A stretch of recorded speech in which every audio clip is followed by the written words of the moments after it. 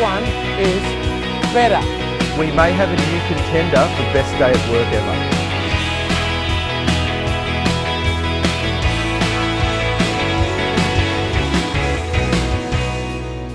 You're watching Drive Reviews. You've caught us mid-test. This is the Hyundai Ioniq 5. Pretty excited about this car because this is the entry-level variant, and you can find out all about that. You can watch the video over at drive.com.au. In the meantime, we've got an exciting show for you, so sit back and watch Drive Reviews. On today's episode of Drive Reviews, Susanna has a look at the family-focused plug-in hybrid Mitsubishi Outlander. We see what the aggressive BMW M4 competition is like, and Sam test drives one of the newest electric cars to hit Australian shores, the BYD Atto 3. Some people want petrol cars, some people want electric cars. To quote that very catchy taco ad, why not have both? The Mitsubishi Outlander was one of the first mainstream SUVs in Australia to offer hybrid power when it launched the plug-in hybrid Outlander in 2013. And just like Madonna, it's still here and it's constantly reinventing itself. The 2022 Outlander plug-in hybrid has a bigger battery, more electric range, more interior space and more technology. No matter the specification grade, all Outlander plug-in hybrids get the same powertrain, and that's a 2.4 litre, 4-cylinder petrol engine paired to a front and rear electric motor and a 20 kilowatt hour battery, driving all four wheels via a single-speed automatic transmission. So in the front seat of the Mitsubishi Outlander, there's plenty of screens. There's this 9-inch central touchscreen, which has DAB digital radio, satellite navigation inbuilt, wireless CarPlay, but Android Auto unfortunately requires a wired connection. And this expansive digital driver display has all the information you need at hand, including a digital speedo and live speed limit info. Plus, that's projected onto the windshield as well in the form of quite a big head-up display. While the graphics on the driver display are crisp, modern and quite detailed, the graphics on the touchscreen leave a bit to be desired and could do with more pizzazz. Down here, there's a wireless smartphone charger, plus a USB-C port and your regular USB port for those of you who haven't made the transition yet, which is very much something I relate to. In this grade, all the finishes and touch points in the cabin feel really premium as well. So you've got these leather appointed quilted seats, which are really comfortable. They have electric adjustment and they're heated. That's both the driver and the passenger seat. Plus, I love the X factor that the quilted doors adds too. This leather wrapped steering wheel feels really lovely, as does the gear shifter down here. And it's all really nicely put together and well laid out and streamlined. Plus, if you're into your music, you get a 9-speaker Bose sound system with subwoofer as well. One thing to note in this car is that your footroom is encroached upon slightly in the front row because of the raised flooring to accommodate the battery, which is stored under the floor and in the middle here. So it's more of an annoyance than anything. In the back seat of the Outlander, I've got really great knee room, toe room, leg room in general, but you might notice my head is actually grazing the roof here, so headroom isn't fantastic. Of course, that sunroof contributes to a nice light, bright, airy feeling, but I will say if I was any taller, I'd be really struggling with headroom in the back seat, so that's worth noting. As part of this grade, you do get inbuilt rear sun blinds on the back windows, which is awesome if you have little kids in here, or even if you just have adult passengers. It's nice to cut out that glare, so that's a really handy feature that you don't have to pay extra for after the fact. On top of that, this grade also gets tri-zone climate control, so rear seat occupants can turn the temperature up, and they have air vents in the center console as well, which is really handy. There's map pockets in the back of the seats, plus little smaller map pockets a little bit higher up. And of course, there are ISOFIX tether points on both of the outboard seats and top tethers over the back of all 3 seats. And this seat folds 40, 20, 40. So you can theoretically put your child seat in whatever section you like, and you can still get access into the boot. There's also a tilt and slide function on this seat, so you can recline it and get nice and comfy. So that does actually help the headroom somewhat, but I do feel like I'm really lounging back, so you kind of have to balance it out and find your perfect position.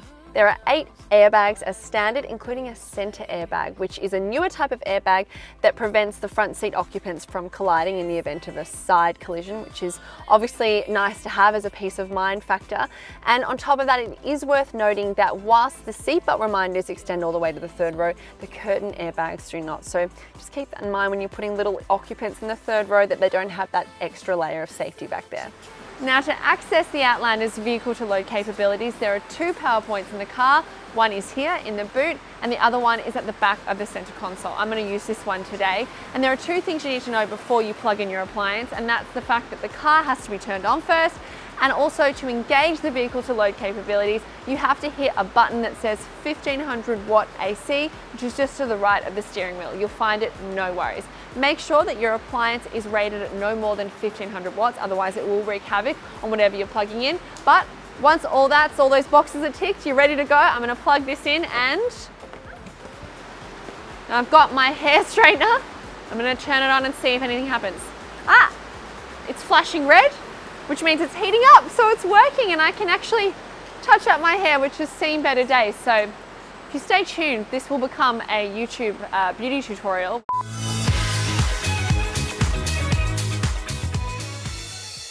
Coming up, Susanna takes the Outlander on-road to see how seamless the hybrid technology is, and still to come, James looks closer at the BMW M4 competition.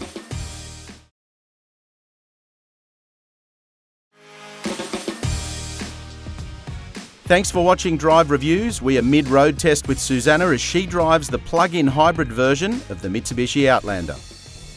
So the last time I drove this car, it was in non-hybrid form and only front-wheel drive. And I'm going to say, I much prefer this car behind the wheel. First of all, the outputs just add a little bit of extra oomph when you're getting going from a standstill. And it just feels like there's more power to pull from when you're overtaking and tackling, steep terrain and that kind of thing. On top of that, the all-wheel drive system is just, first of all, a great system. It works really well, and I also have really appreciated it because, as you can probably tell from this video, it is absolutely pouring here in Melbourne. So I've really enjoyed the reassurance of all-wheel drive when I'm tackling tram tracks in the pouring rain and honestly water that's been about this thick on the road. So I've never once doubted the abilities of this car, which is just a great peace of mind factor.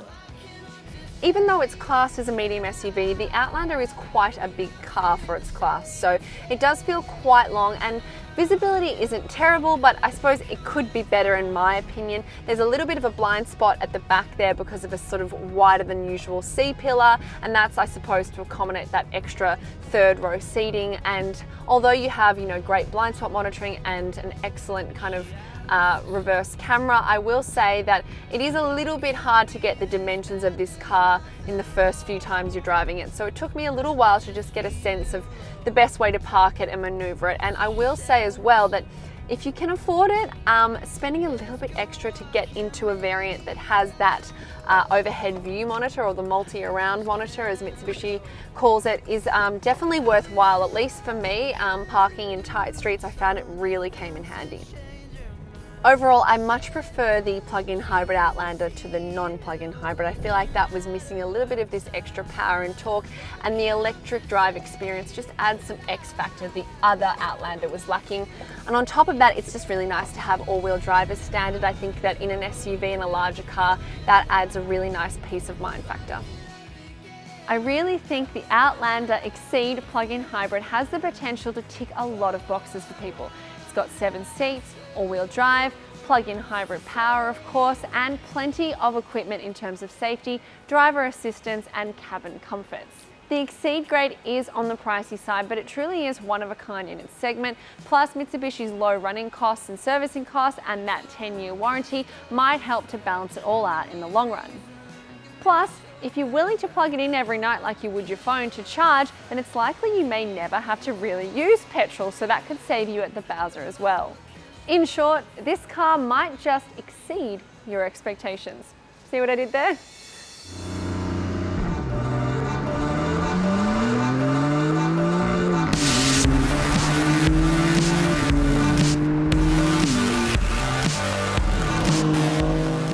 The BMW M4 competition is the high-power rear-drive version of BMW's iconic and aspirational sports coupe. Powered by the 3-litre twin-turbo S58 inline 6-cylinder engine, the M4 Comp can throw down 375 kilowatts through the rear wheels, with 650 newton metres available between 2750 and 5500 RPM to get you moving quickly at any time you like. Our car in Skyscraper Grey features the style 826M wheels in black, plus a whole stack of M Performance carbon fibre accessories. Now the crazy thing about all of this is with the new generation M4, you do get that brilliant inline 3-litre 6-cylinder twin turbo with 375 kilowatts and 650 newton meters. But with all the carbon fibre accessories on the outside, what you used to get under the bonnet of the M3 and the M4 was a brilliant carbon fibre bracing system around the engine bay. Now we don't. We've got a cool alloy brace that's obviously very well designed to keep the car nice and taut, but it used to be a bit of a surprise when you open the bonnet of the M4. And I find that a little bit weird that we've got all of this accessories on the outside and then nothing under the bonnet where we used to. And it's a bit of a shame. Now, before we set off, it's worth noting that the M Performance exhaust, for your $15,500, you get light steel front pipes and then a titanium muffler, and it gives the car a bit more of an aggressive noise, even on the outside. Now, that new system, it saves about 8 kilograms on the standard factory exhaust. But I'm going to tell you that if you want to save weight, that's a powered boot in a 2-door sports coupe. That's an awful lot of weight to have there for hinges and motors and bits and pieces on something that no one in the world needs, an electric boot on an M4. So BMW engineers, if you do want to save weight on this car, as well as that exhaust, just make that a normal boot. Anyway, let's hit the road because I've got a nice windy stretch where we can put this thing to a real test. Up next, James gets behind the wheel of the M4 and we meet a quirky EV called the BYD Atto 3.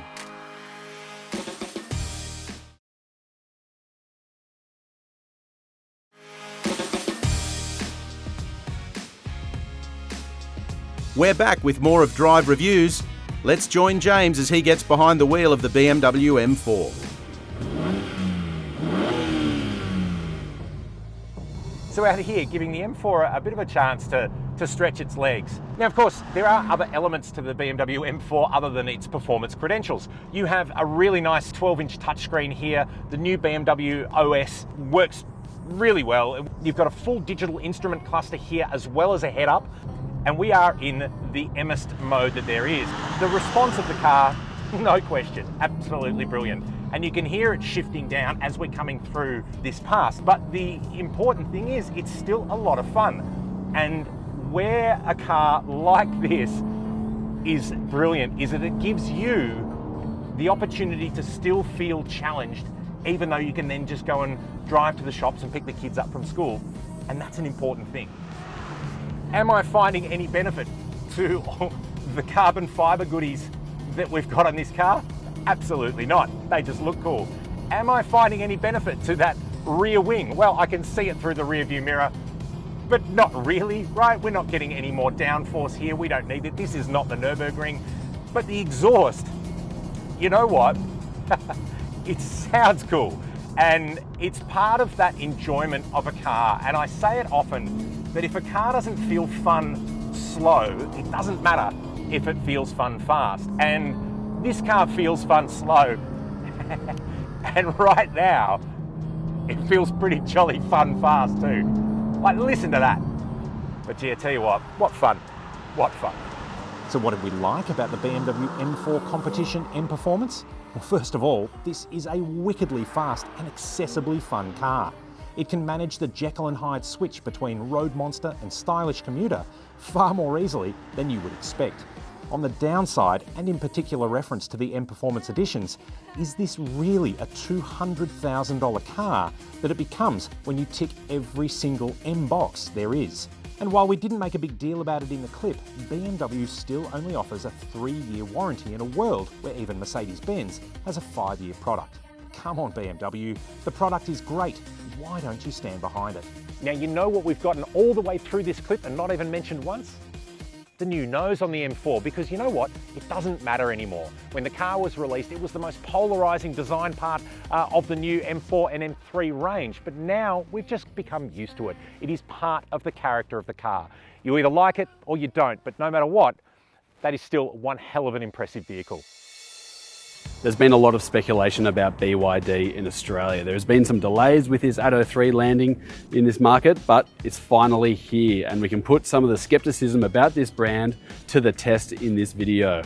This will be one of the cheapest electric cars in Australia, and it comes from a brand new brand, BYD, Build Your Dreams, that stands for, and it's going to be coming up against a lot of new electric cars and a lot of established players. So there's lots of questions about this car, and it's my job to answer all of them, or at least as many as I can. I want to run you through the interior, the technology, how comfortable is it, how spacious is it, what's it like to drive, how far can you drive it between recharges.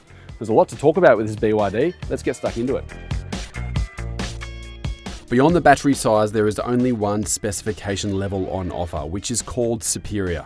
This comes with a rotating 12.8-inch infotainment display, a 5-inch digital instrument cluster, wireless charging, imitation leather upholstery with electric front seat adjustment, a panoramic sunroof, keyless entry, push-button start, and 18-inch alloy wheels. The Atto 3 is powered by a single electric motor at the front wheels, which makes 150 kilowatts and 310 newton meters.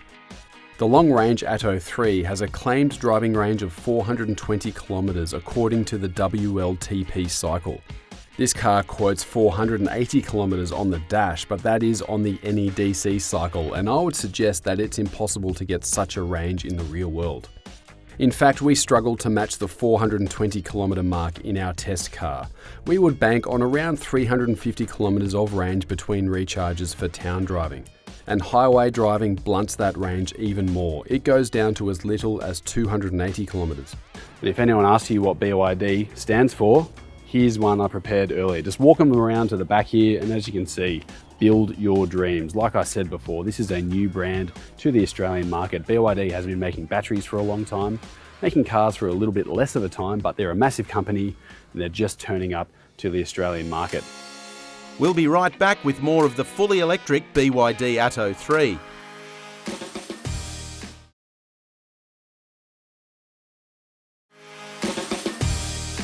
Welcome back to the show. Sam is talking us through BYD's new electric vehicle, the Atto 3. Here's the interior of the Atto 3, and I don't think you're going to confuse this vehicle with anything else on the Australian market at the moment. It's very different. I would go so far as to call it unique. It's probably not to everyone's taste, but I do appreciate the fact that this does actually feel a bit different. It's not derivative or similar to anything else out there, and there's a lot of interesting features which I will run you through now.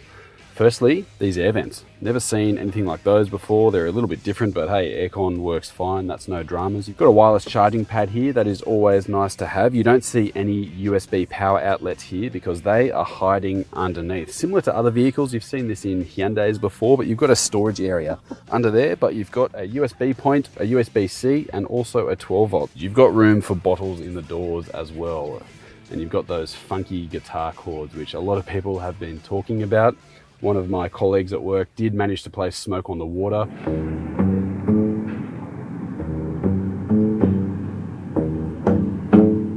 I recognise it pretty easily. Maybe it wasn't perfectly done, but you can play music on those. I was waiting for my kids to actually notice those and start to pluck away at them. They haven't seen them yet, but it works. You can put bottles in the doors and they sit still. So it's another one of those things about this BYD that's just a little bit quirky, a bit unique, and I guess it sort of makes it stand out a little bit in comparison to other vehicles and electric cars on the market.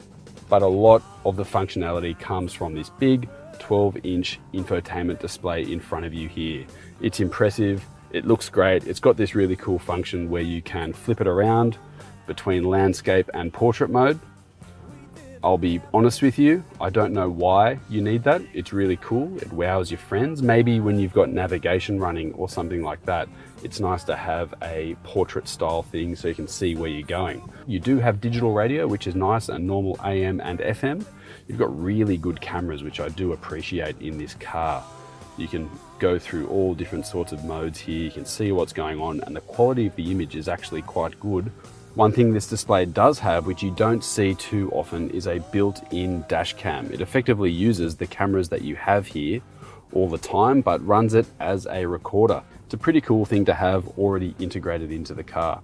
Any new brand that comes to Australia, there's going to be question marks around build quality, durability and longevity and that sort of thing. With this Atto 3, obviously we can't tell you how it's going to be in 10 years because we simply do not know that. But I can talk about build quality on the interior, if this feels solid or flimsy. And to be honest with you, it's pretty good. If you just grab things and shift them around, it all feels quite solid everywhere. The materials feel good. It's not trying to be too over the top or gaudy, I suppose. It could be gaudy to some people. It's a very different feel, but I mean, the materials, there's a bit of variety going on, which is a little bit different. It feels quite solid, so that is a good indication that maybe this BYD should last the distance.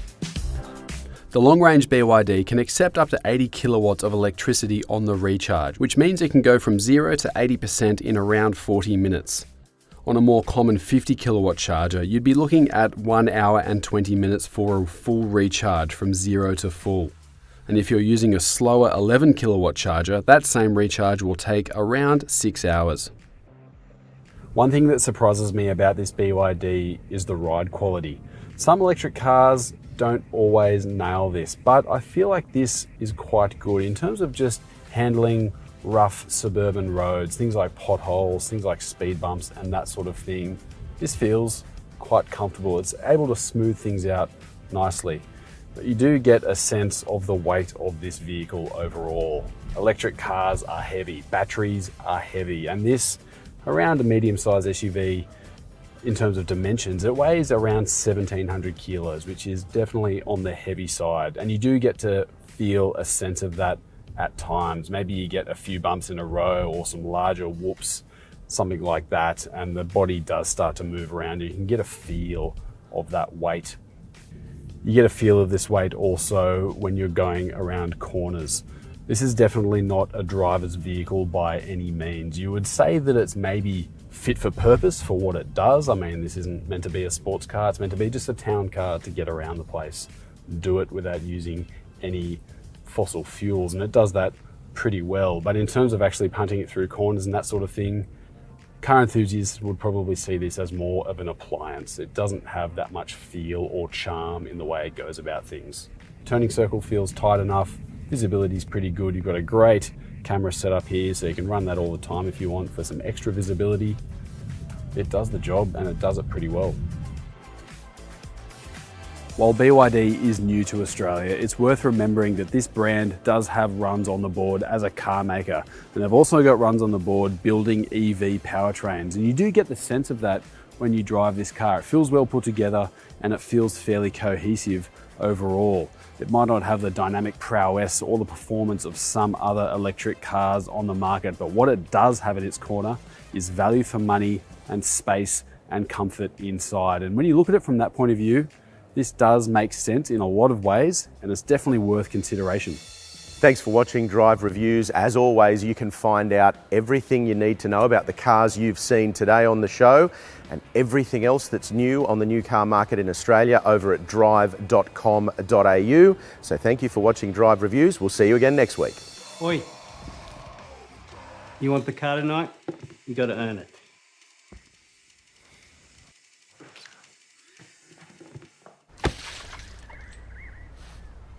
Looking good. Once you're done, you can start on the car. Times are changing fast. For everything next in cars today and tomorrow, go to Drive and look forward to it. Don't forget mine.